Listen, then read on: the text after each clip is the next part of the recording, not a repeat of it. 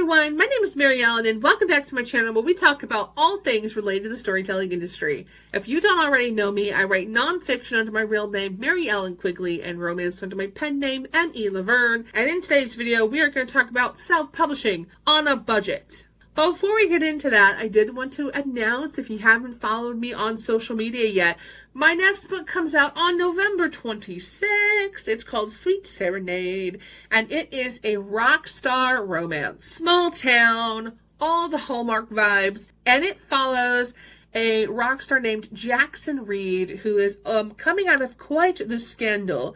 He escapes to a small town and he hides out in Maple Ridge. And while in Maple Ridge, he meets the town bakery owner. Her name is Summer Hayes, and he immediately falls for Summer. Summer is not quite as impressed with him, and it's basically a small town romance about the two of them falling in love. And as you can imagine, Jackson's past catches up to him, and they have to figure out how to overcome that. But I was like, you know what? We are going for cheesy Hallmark movie vibes in this next series. I'm excited about it. So the first one comes out on November 26th, and then my goal is to have one out hopefully every month or every 2 months after that and get the whole series out by early next year. All right, into today's video, we're talking about self-publishing. Why am I talking about self-publishing? Well, obviously I'm self-publishing myself, but I got to thinking because I was going back through my old videos. I have a lot of videos. I started this channel, 2008 or 2009. I have a ton of videos that are just privated on here, and I have some real early ones where I started off my self-publishing journey all the way back in 2010. And I released my first book in 2011. And I got to thinking man, the world is so different today than it was a decade ago. Because I can remember back in 2011, it was still very taboo to be a self-published author. The whole writing community had an us versus them mentality. Us was the traditionally published authors, and them was all the self-published authors. And if you were self-published, everybody would be like, oh, you self-published? I guess your book wasn't good enough to be picked up by a traditional publisher. Because that was the mentality back then. I mean, everybody would look down on you pretty much for being a self-published author. That's also why so many organizations and communities exist today, because it was so taboo back then that we just kind of created our own world. And now self-publishing has become pretty much the norm. And for a lot of writers out there, it's their first choice, which was not the case over a decade ago because of the taboo sort of atmosphere that was going on in the community. So I love to see how things have changed. However, because self-publishing is the first choice for so many people, and the expectations, I guess is the word I'm looking for, are very high for a self-published author. That's a lot of pressure for somebody who's new to self-publishing, especially when you're not sure if your book is going to sell. I mean, you have no fans. You haven't picked up, they don't have any kind of backlist. You're basically just throwing it out there and hoping somebody buys the book. And I gotta be real, I'm starting under a new pen name, so it very much feels a lot of times like I'm throwing something out there and waiting for someone to buy the book. So how do you do this in an affordable way? I'm gonna be real with you guys, and I think I have mentioned this numerous times in past videos. I do not spend a lot of money on my books because I don't make much money on my books. And one of the reasons why I'm able to keep the cost down is because over the last decade, I have taught myself to do things, because it wasn't quite as easy in 2011, 2012, 2013 even to do there were no resources. I thought I would share with you guys some of the tips and tricks I have learned to help in the process. First and foremost, let's talk about the covers, because even though everybody likes to say that we don't judge book by cover, everybody judges their books by the cover. Let's just be real. And it's a lot easier today to create a cover than it ever was a decade ago, but I learned to create my own covers, and I did that, 10 years ago by downloading a free version of GIMP. GIMP is kind of like a Photoshop alternative, looking at YouTube videos and blogs at the time, and teaching myself how to make a cover. And granted, my covers were absolutely terrible, but I learned how to do them myself. And over the years, I got really good at learning how to take different objects and photos and to create what I wanted them to look like. The one that I was the most proud of, and I ended up not using it on any book cover, but I was so proud of it back in the day, was this one. It is basically what I was going to do for the book called Unlikely Cinderella. I never ended up using that cover. I didn't end up using the book. The book went nowhere. This whole photo, none of it went together.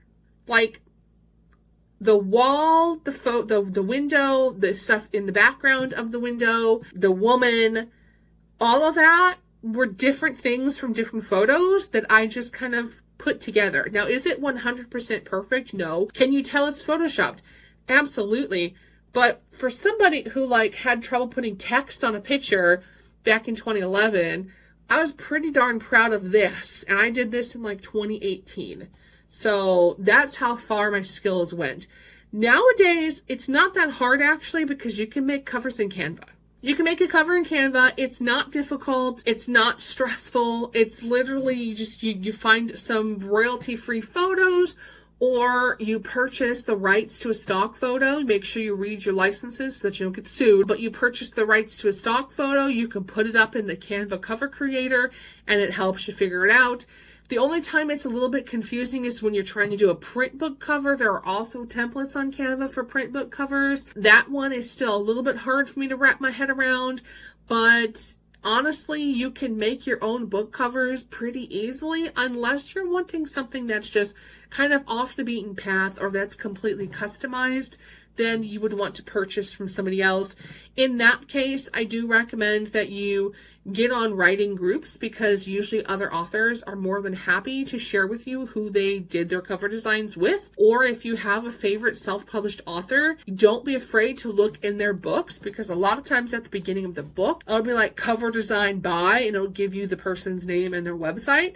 So get on there and see how expensive it would be for you to get a cover from this person. So those are good places. If all else fails, you can get on sites like Fiverr, but keep in mind with Fiverr that you're going to want to ask a lot of questions, because you want to make sure that they do have the proper licenses for your photos. The last thing on earth you want to do is to purchase a cover from someone in which they did not acquire the proper licensing for photos, and then somebody ends up suing you for your book cover. Second thing would, of course, be editing. Editing is by far the most expensive thing that you will ever purchase for your book, because it's the most time consuming and it costs a lot. It can cost a lot to do editing. Similar to looking for cover designs, I highly recommend that you get on writers groups. There are actually specific groups that are made for looking for book editors, and I would get on there first, ask people who they're working with, ask people who's fair priced, and go from there.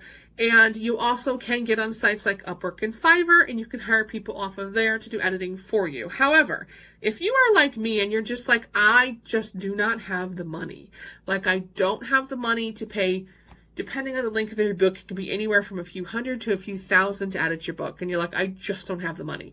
Well, a couple of other options would be, if you have writing friends, maybe swap your book with them. You edit mine, I'll edit yours. In my case, I had a friend who is an English teacher, and I had told you guys this on one of my previous vlogs when I was talking about the release of my Mafia book, but I have a friend who's an English teacher who decided to edit my book for me that way.